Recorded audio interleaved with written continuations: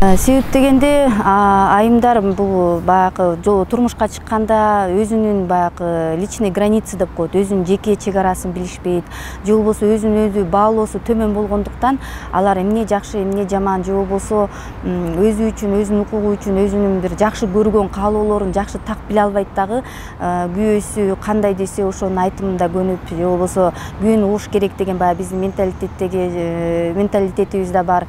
Ошонун негизинде аял өзүн жоготуп коет.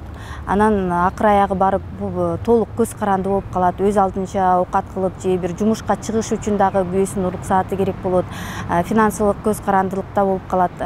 Айтор акыр аягы барып баягы күйөөсүз эч бир иш кыла албай калат да.